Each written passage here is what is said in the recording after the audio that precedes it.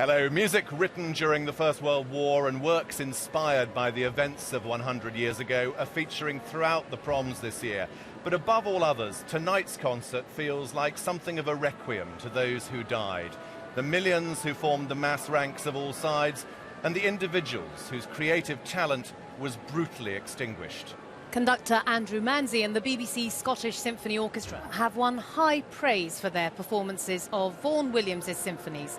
The composer finished his third, the Pastoral, 4 years after the war had ended. He never wanted it seen as an explicitly anti-war work, but ever since its first performances, it has been interpreted as an elegy for the dead and a meditation on peace. Vaughan Williams served in the war, but survived to reflect upon the trauma through his art. He lived to the ripe old age of 85. The other three composers featured tonight, F.S. Kelly, George Butterworth and Rudi Stephan, were a decade or so younger than Vaughan Williams, all in their 20s and early 30s when they signed up to fight on different sides of the battle lines. None came home. It is impossible, isn't it, Petrok, to imagine what might have been, the big what if they had survived question, creatively, what they might have produced. And I suppose we think that because we know that a lot of composers change and mature their styles. Well, I think it's interesting, isn't it? Rudi Stephan, whose music we're going to hear, died as a young man in the war. His contemporary, fellow German composer Paul Hindemith, also served in the army during the First World War, but lived. He'd been a romantic composer before the war. He went on to become an expressionist composer in the style of Schoenberg, before later on changing his style again and going to the States and writing neoclassical music. He had a chance to develop properly over the full and natural span of a life. And of course, Vaughan Williams himself didn't achieve major public recognition until in his late 30s. He wrote the Fantasia theme on Thomas Tallis when he was 37. So I suppose it is quite striking that by the time he had established a singular personal voice, public voice for himself, he was actually older than all the men that we're talking about here, Kelly, Stephan and Butterworth. Yes, I mean, for me, Butterworth is the composer above all others who epitomises the waste of the First World War, a talented musician only just into his 30s when he was killed by a sniper at the Battle of the Somme in 1916. It's endlessly fascinating to wonder what he would have achieved had he lived a little longer. His settings of A. Hassman's Shropshire Lab poems are achingly beautiful, and they reflect a simple pastoral existence about to be swept away forever. Hearing them is something I'm very much looking forward to this evening. Me too. We're starting, though, with two composers who came to be listed amongst the war dead. F.S. Frederick Septimus Kelly, writing an elegy for his friend Rupert Brooke. But first of all, a composer from across the battle lines, German Rudi Stephan, 28 when he was killed on the Galician front in 1915.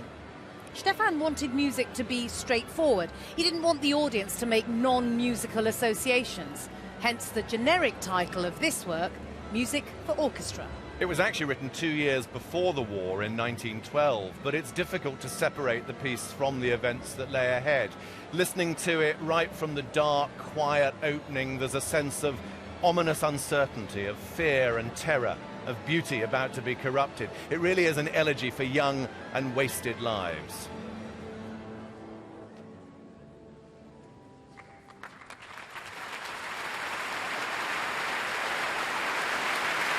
And here is Andrew Manzi with the BBC Scottish Symphony Orchestra with Rudi Stephan's Music for Orchestra. It's performance the first time Stephan's music has ever been heard at the Proms.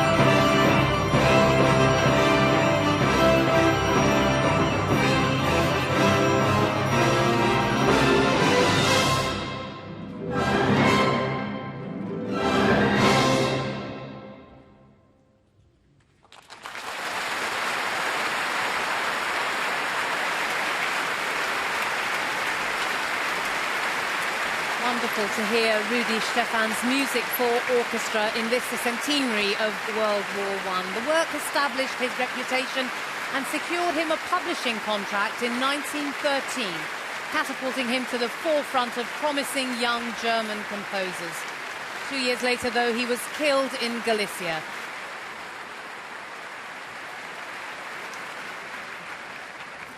In our next work, two victims of war are represented, the poet Rupert Brooke and the composer F.S. Frederick Septimus Kelly. Australian-born but Eton and Oxford educated, Kelly seemed every inch the English gentleman. He was an Edwardian sporting legend of private means, winning a gold medal in rowing at the London Olympics of 1908.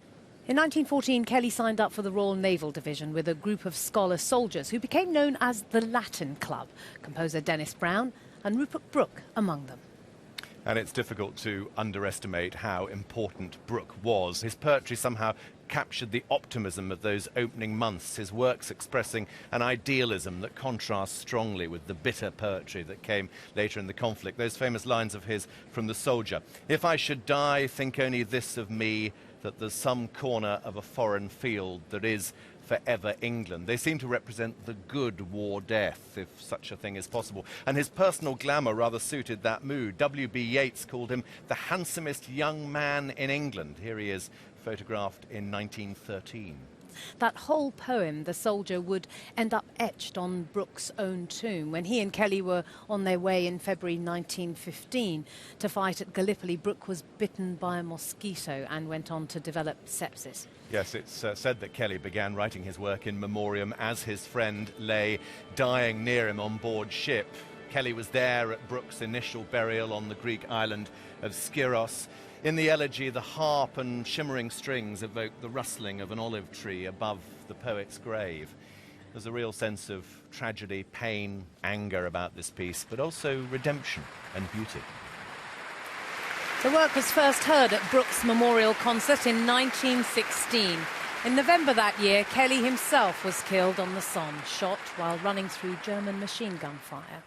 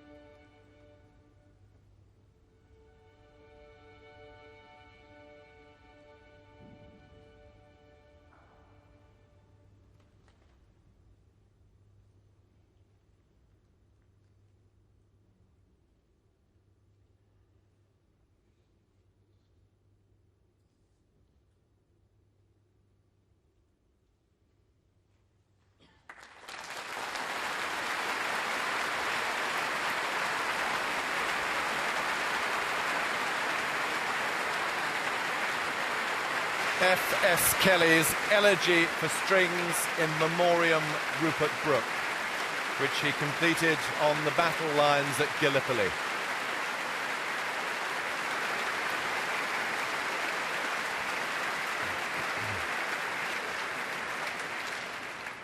So Kelly's elegy was written very much in the thick of war, whereas the next work was written in the peace of pre-war rural England.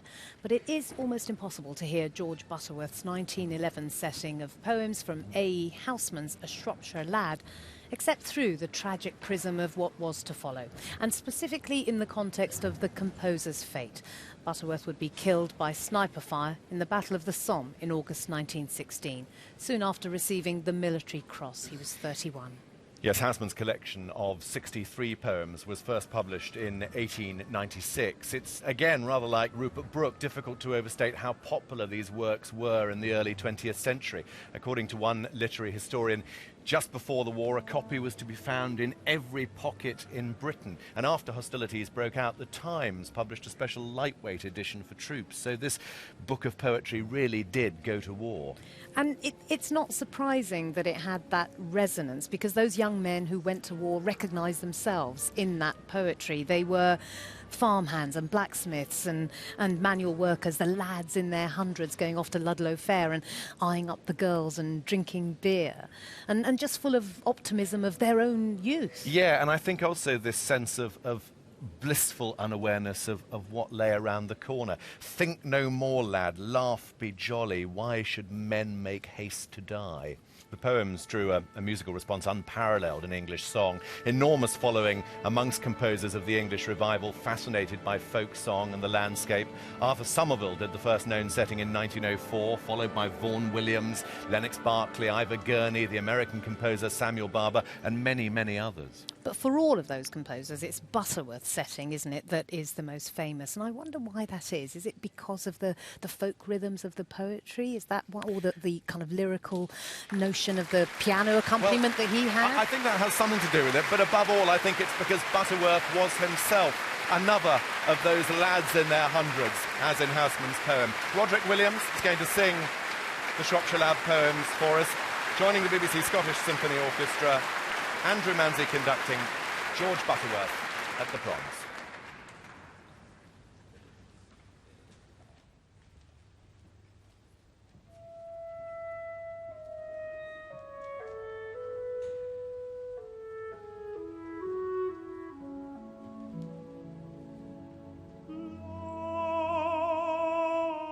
Loveliest of trees, the cherry now is hung with bloom along the bough, and stands about the woodland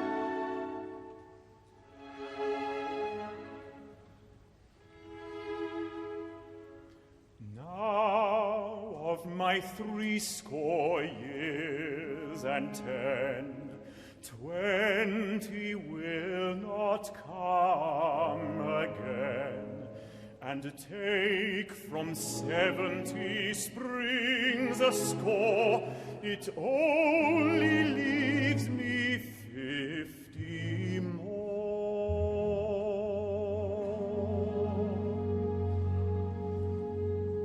And since to look at things in blue, 50 springs are little room about the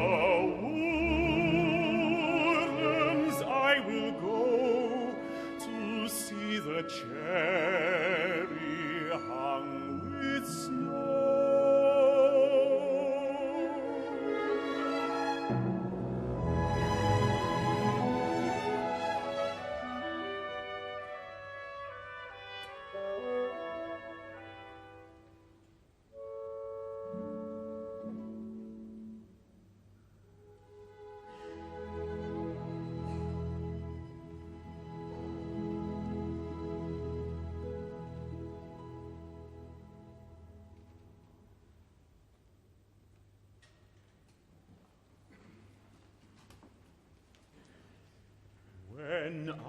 was 21, I heard a wise man say, give crowns and pounds and guineas, but not your heart away.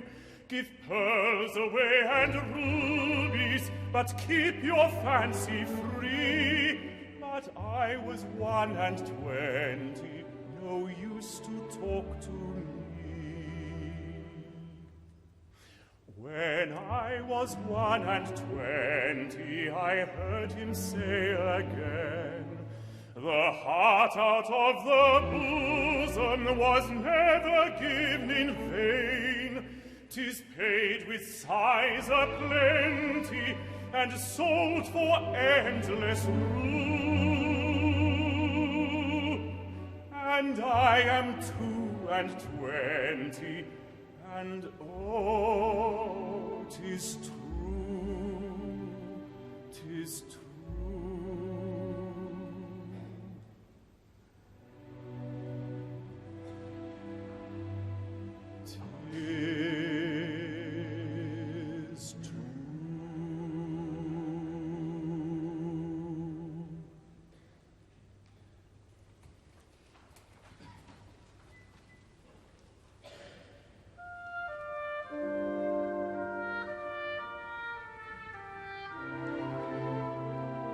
Look not in my eyes for fear they nearer to the sight I see, and there you find your face too clear, and love it and be lost like me. One the long nights through must lie, spent in star-defeated sighs. But why should you, as well as I, perish? Gaze not in my eyes. A Grecian lad, as I hear tell, one that many loved in vain, looked into a forest well, and never looked away again. There when the turf in springtime flowers, with downward eye and gaze is sad, stands amid the glancing showers a jonquil, not a Grecian lad.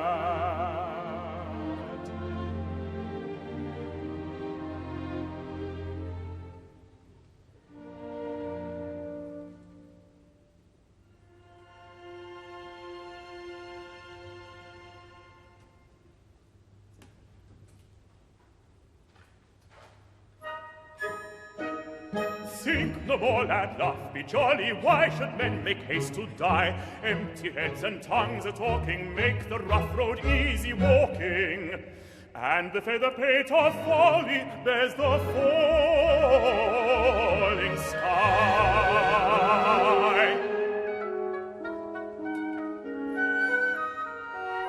Oh, 'tis jesting, dancing, drinking, spins the heavy world around. If young hearts were not so clever, oh, they would be young forever. Think no more, 'tis only thinking lays lads underground. Think no more, lad, laugh, be jolly. Why should men make haste to die? Empty heads and tongues a-talking make the rough road easy walking. And the feather pate of folly bears the falling sky.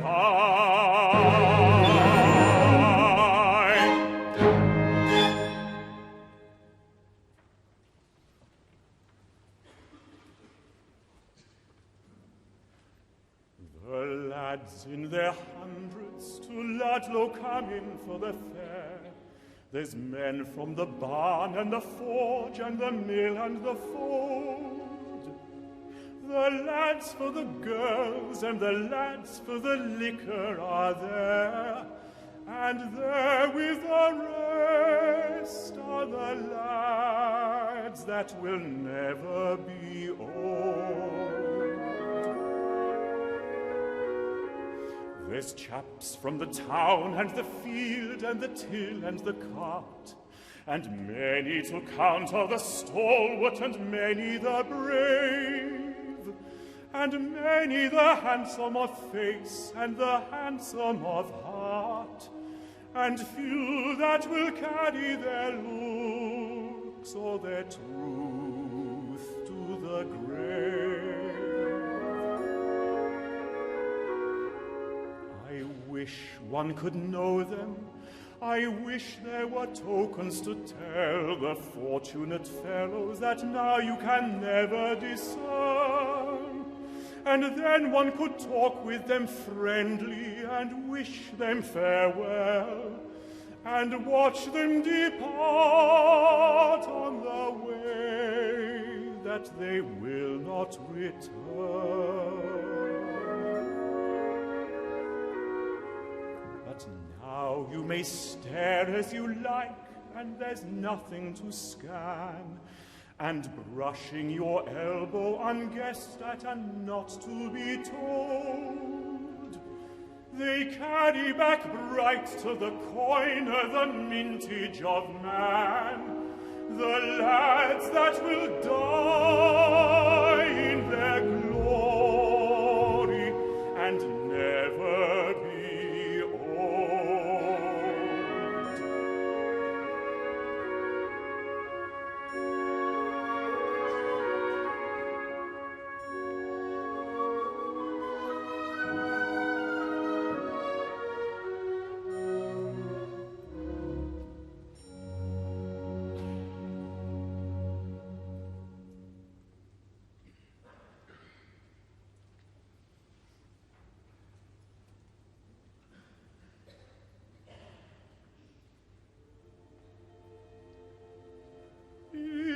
my team plowing that I was used to drive, and hear the harness jingle when I was man alive.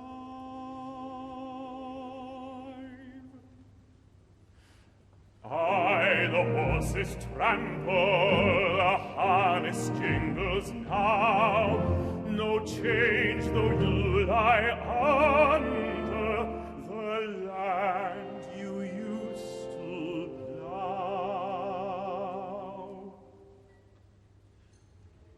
Is football playing along the river shore, with lads to chase the leather?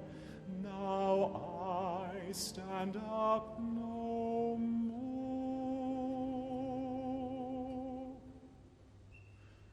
Aye, the ball is flying, the lads play heart and soul, the goal stands up, the keeper stands up to keep the goal.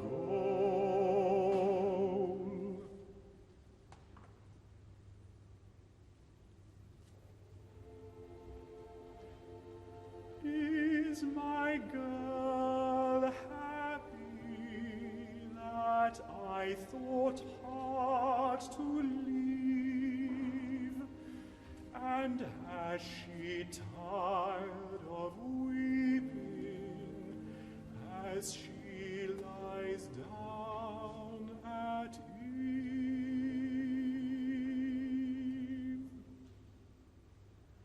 Aye, she lies down lightly, she lies not down to weep.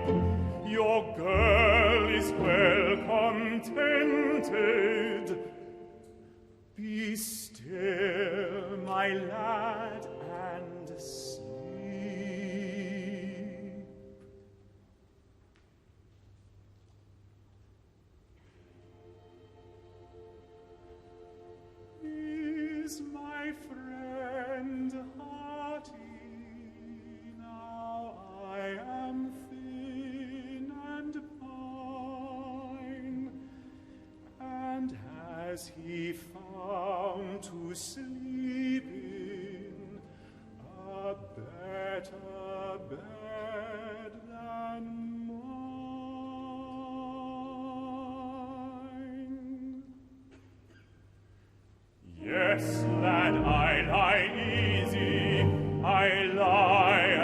comrades would choose. I cheer a dead man's sweet heart. Never ask me whose.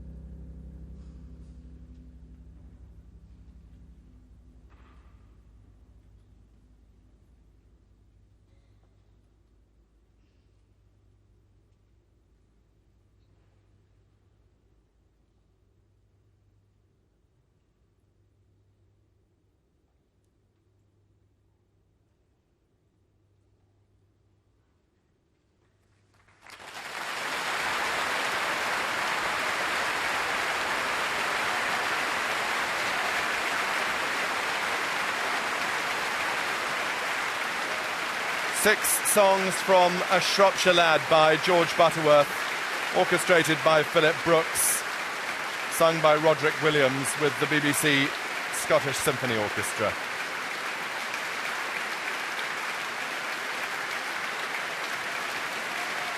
Roderick Williams' ability to just stand on the stage and deliver these songs as if he was having a conversation is extraordinary, and immediately conveying the heartbreaking waste and pain of the war years. That was so beautiful. I really felt that that brought something new to the poems that I know. It's such a central part of English culture. So many writers refer to Houseman, that to hear this setting in this year sung by this man, wonderful.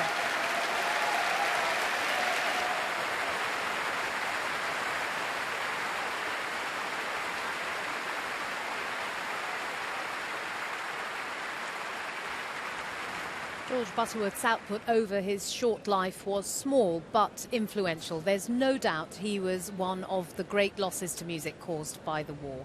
Most of his manuscripts were left to his close friend Vaughan Williams, but Butterworth had already destroyed many works that he was dissatisfied with in case he was killed and didn't have the chance to revise them.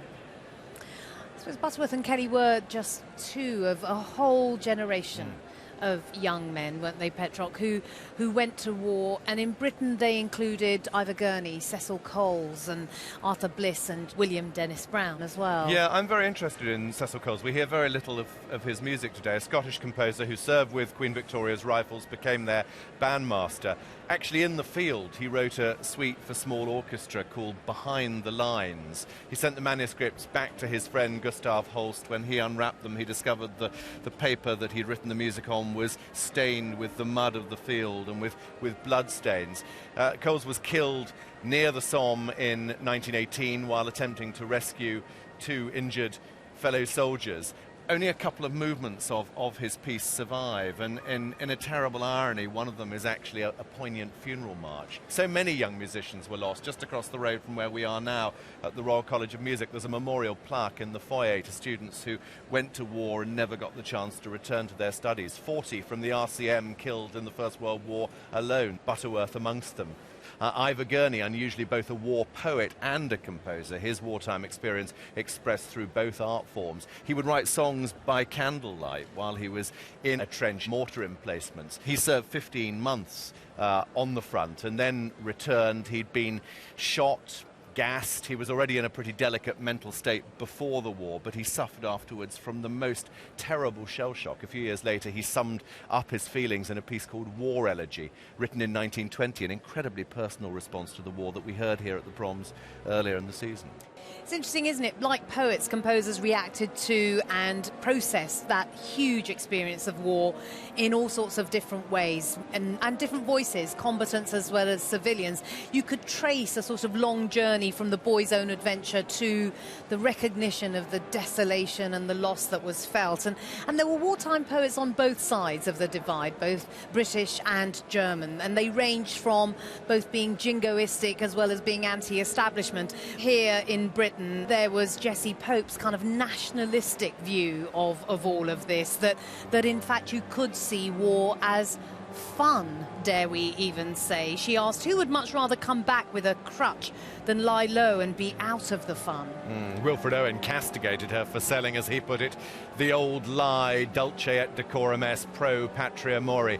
It is sweet and proper to die for your country, as it translates. But I think there was this major change around the war in all the art forms, going from a sort of sense of grandeur to something much more internalized and much more reflective. And that feeling, I suppose, that war was changing everything, that the first doubts were coming in about the future of the British Empire, for example. I mean, you think about Elgar writing the patriotism of his pomp and circumstance marches, and then after the war writing his cello concerto, which is so elegiac and really just sends out this message that everything has changed.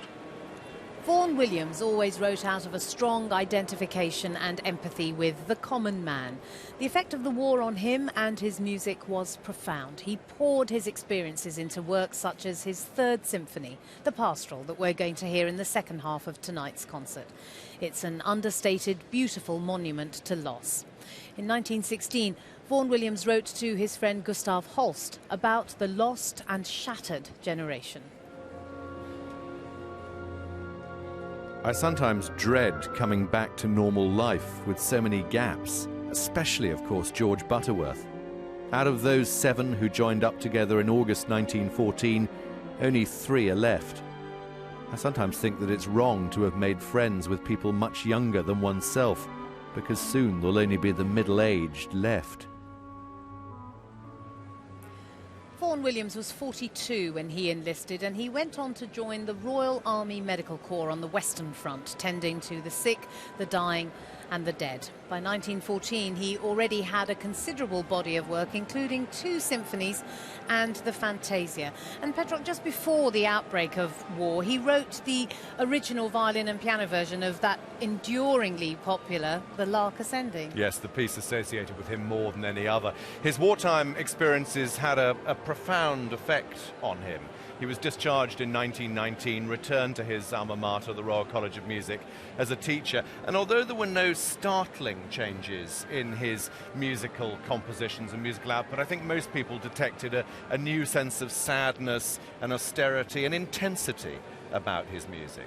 And that's certainly been underlined by the idea of the pastoral having a kind of darkness to it, a restlessness. The conductor, Sir Mark Elder, said that you have this sense of a feeling of never sitting, always shifting. There's not all the landscapes of cherished abundancy, it's the landscape of death. Yeah, and the 4 movements of the Third Symphony may be depicting the shell-torn landscape of the Western Front. I think that's a perfectly fair interpretation. Another great British conductor, Sir Roger Norrington, describes the Third Symphony as being a bit like a 4 seasons of the war and of the countryside, starting in high summer, but not a time for celebration because so many people have died. Then we get to autumn harvest, but this isn't a harvest of wheat, it's a harvest of men. The third movement, winter, Christmas at the front, those strange celebrations, truces and pauses. The fourth movement, spring. Again, spring normally a happy time, but here there's no renewal. Let's go back to the second movement, because that was inspired by a lone bugler, wasn't it? Well, he heard this bugler playing in the desecrated landscape of the Somme and decided to replicate that. He replaces it not with a bugle, but with a trumpet, and the trumpeter plays slightly flat. You might think, hearing this for the first time, there's been some terrible tuning problem. Not at all. It's absolutely intentional.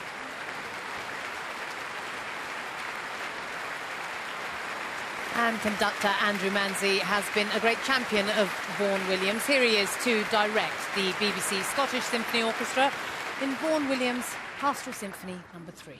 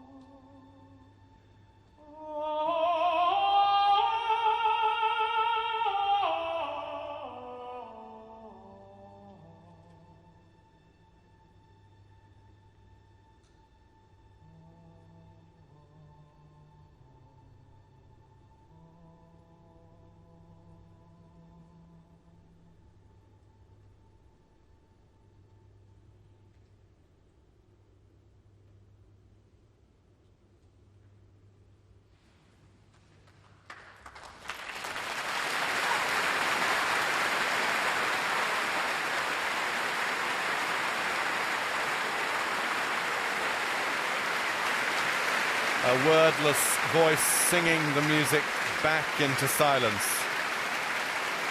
Alan Clayton, former Radio 3 New Generation artist, with Andrew Manzie conducting the BBC Scottish Symphony Orchestra in Ralph Vaughan Williams' Pastoral Symphony, his third symphony. What I really found moving about this entire concert was that it was bookended by a German composer who died in the first year of the war, and ended with the response by a man who didn't have to go to war, but did, and then produces something as sublime as the Pastoral. Well, that brings to an end this special In Memoriam World War I prom. Music from the concert and much more will be discussed by Katie Derham and guests in Proms Extra over on BBC 2 tomorrow night at 7. I'll be back next Friday with the phenomenon that is Daniel Barenboim and his West Eastern Divan Orchestra, guaranteed to be an exciting evening. And my co-host will be the organist-conductor, Wayne Marshall. For now, good night. Good night.